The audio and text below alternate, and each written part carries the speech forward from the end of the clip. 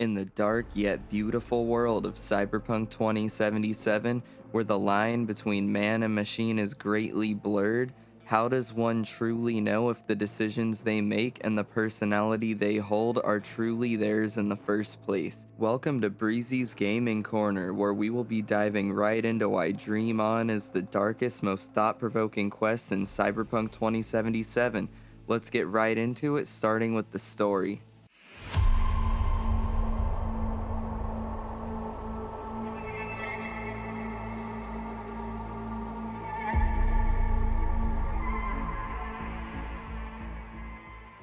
After helping Jefferson Peralez solve the murder of Mayor Lucius Ryan, V is contacted once again, but this time to help solve a recent break-in that has happened in Jefferson's penthouse. Supposedly, the intruder broke in, was shot by Jefferson, and vanished. Jefferson remembers shooting, but passed out shortly after, allowing the intruder to get away. The only people that they told about this incident is SSI, their security team, but SSI claimed that it never happened and told Jefferson that he had a bad dream. Nothing was damaged or stolen, and after firing the gun, Jefferson woke up in bed as if nothing happened. While being understandably suspicious of his security team, Jefferson commissions the help of V to help get to the bottom of this break-in. It did not take long for V to uncover some pretty disturbing stuff, the first of which being a hidden room in the Peralez residence with one-way glass that SSI has been using to monitor and watch the Peralezes without their consent or knowledge. In an effort to figure out who was really behind this, V locates a ladder inside the secret room that leads to the rooftop. Up at the rooftop, he finds a satellite dish that's pointing directly at a suspicious van across the road.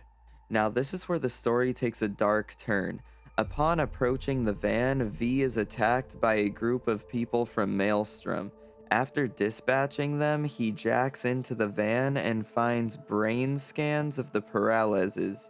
But this isn't all that V finds. New neural links were also present, meaning somebody was messing with the Peralezes' heads, controlling their thoughts, implanting memories, and altering their personalities. And according to the data displayed in the van, this is happening to more than just the Peralezes. And as this is being discovered, a mysterious entity wipes all data from the van. With little time to spare, V calls Elizabeth to let her know what's happening, but she already knows, and she doesn't want to talk about it on the phone or at her house, so she requests that V meet her at a restaurant in Japantown. In this clip here, Elizabeth admits to V that she knew something was up with Jeff, but just didn't say anything about it. Where to even start? Relax, no need to rush. A while ago, I started noticing some changes in Jeff's behavior. His personality, he seemed to be changing right in front of me, becoming someone else. How so? He stopped reading, forgot the title of his favorite movie. Once, I said we should visit his brother's grave, and he told me that he'd been an only child.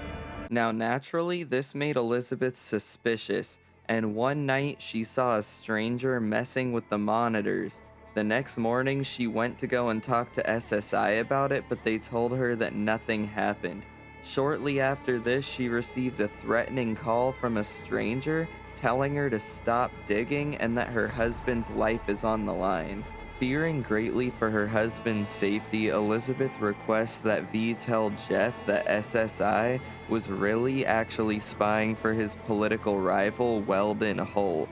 She sets up a meeting and V departs to go and meet with Jefferson. Shortly before the meeting, V is called by the same mysterious entity that threatened Elizabeth.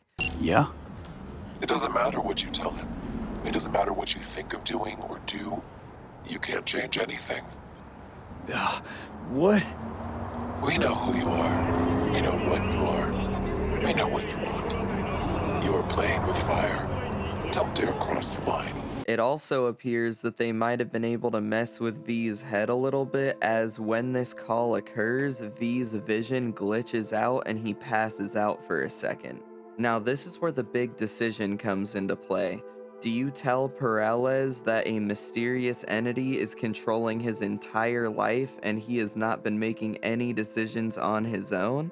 Or do you tell him that SSI is spying for Holt, lying to him, but saving his mental sanity? If you tell Peralez the truth, in the end credits, he will be a paranoid wreck who does not even trust his wife. Whereas if you lie to him, he ends up having a successful career as mayor, being completely oblivious to the dark things that are happening to him behind the scenes. No matter which choice you make, the story never confirms or reveals who was actually behind this break-in, but Johnny does have an idea of who it is. So, thoughts? Somehow I doubt it's people who are behind this. So aliens? Very funny. You're too young to remember this, but not so long ago, people talked about rogue AIs prowling cyberspace. So, not aliens. This is the only direct form of closure that we're given in this quest, and it actually lines up quite well when you notice that the entire time that you were talking to Jefferson on the bench, you were being watched by a mysterious man with blue eyes. It is believed in the community that this blue-eyed man is actually an AI from beyond the Black Wall with a mysterious agenda.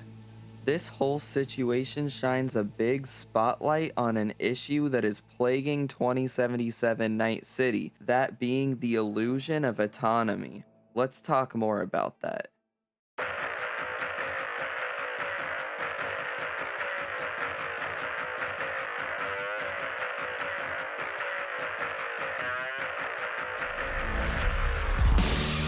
The illusion of autonomy is heavily prevalent throughout the entirety of Cyberpunk 2077, even down to the main story, where V feels like he has control over his situation, only to find out that the engram has overridden his DNA. I find these themes even more prevalent in this side quest that we're talking about right now for a couple of reasons. One of them being that we really don't even know who we're going up against in this side quest. It could be a corporation for all we know, but it really does look like a lot of the signs are pointing to it being Mr. Blue Eyes, which we all know is our creepy little AI buddy.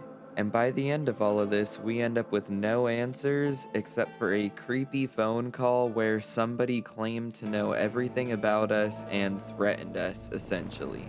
My second reasoning would be that even if you do tell Jefferson the truth, nothing changes. This AI or corporation or whatever the hell this is that is doing this to him is still going to be messing with his head. The only difference is, if he knows about it, he's gonna be a paranoid wreck and his life spirals out of control. If he does not know about it, he becomes the mayor and has a successful career, but he is being manipulated by a shadowy organization, and we do not know what their true intentions are, which is very disturbing because this is the guy that is helping run Night City. Another thought that comes to mind is the Voodoo Boys and how they believed that there was going to be an impending war with the AI on the other side of the Black Wall. Alt the only one can give us safe passage past the Black Wall. When the change comes, we wish to be on the winning side. The change? When the Black Wall was built, everyone think the ice would be enough. Keep the wild AIs out, away. But technology advances. It cannot be stopped. And now, catastrophe come again.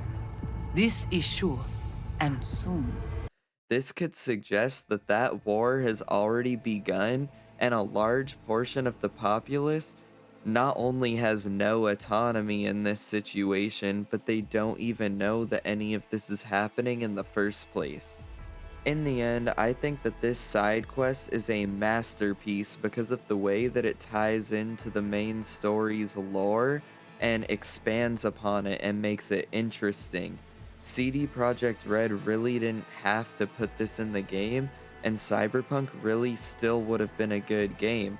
But with this added in, we see a lot of potential in the future for the conflict with the AI, and it really just brings a lot of questions to the table that are intriguing in my opinion. But enough of the rambling. That is why I think that Dream On is one of the most dark and thought-provoking side quests in all of Cyberpunk 2077.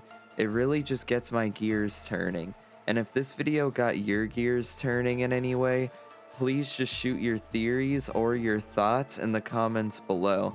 I'd love to read them and converse with you, as there's nothing I love more than just talking about Cyberpunk 2077. So with that being said, I hope you guys take great care of yourselves, and I'll catch you in the next one. Peace.